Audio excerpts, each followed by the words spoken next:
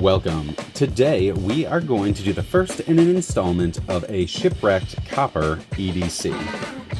And to kick us off, we're going to start with the very item that got me started on this quest, and that is this Q3D Atlantis Shipwrecked Molecule Patterned pen. So if you don't know Q3D, you definitely should. They make some of the top-notch pens, in my opinion, in the machine pen world. They offer ever-changing styles and aesthetics and boxes. You're not going to necessarily go and be able to buy this exact pen, is what I'm saying. These are commissioned pens typically, but if you get lucky, you can catch a drop on his online website, which I will definitely post.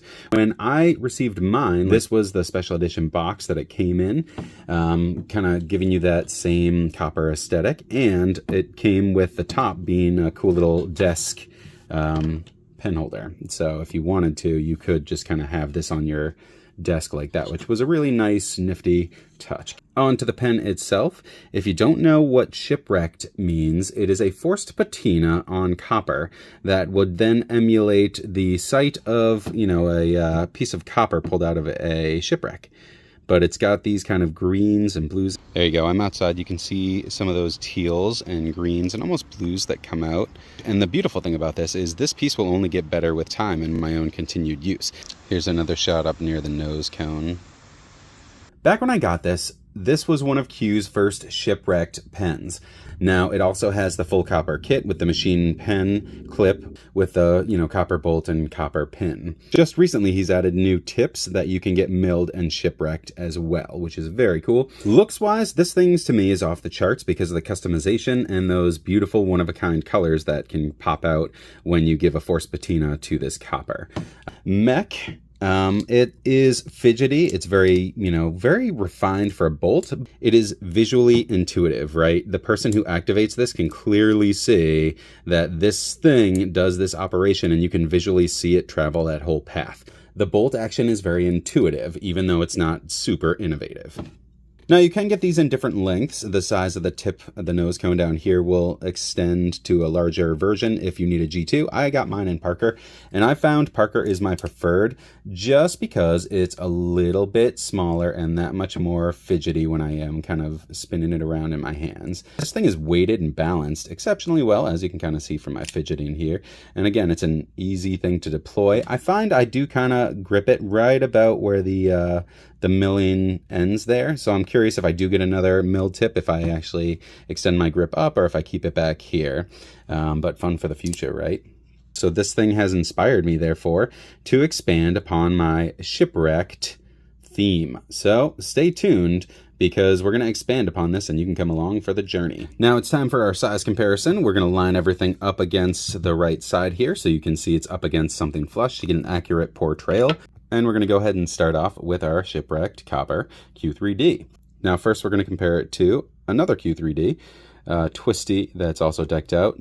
This was my first pen from him. I've owned 4. I have a 5th on commission, so stay tuned for that. But these 2 I have kept in the collection. So this is a G2.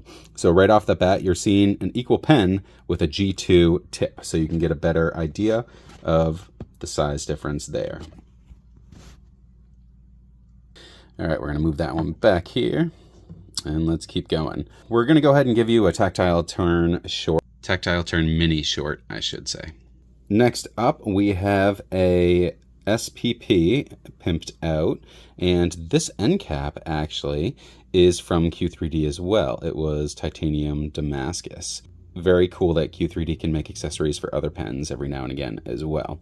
This pattern was a jigsaw if you're curious, and unfortunately you cannot get these anymore. These 2 are very, very similar in size.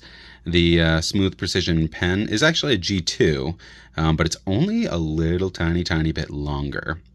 Next up is a original Gen 1 Damasteel sole with a Gen 2 mech that has been upgraded. Titanium accents. So we're going to go ahead and deploy that, so that sits about the same. And you can see the sole is a bit girthier and a tiny bit longer. Both of these are Parker size cartridges, same cartridge. And last, we're going to compare this to another newer acquisition, the Herman Epica, with a beautiful hammered anodized finish here. I'm going to go ahead and deploy that.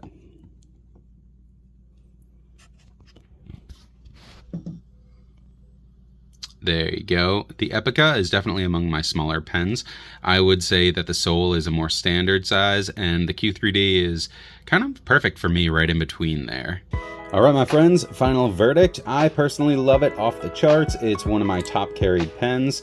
Love the weight, love the feel, love the fidgetability, and I love the aesthetics. So absolutely a keeper for me, so much so that you are now going to see an extended series on putting together a Shipwrecked EDC. So stay tuned for our next episode.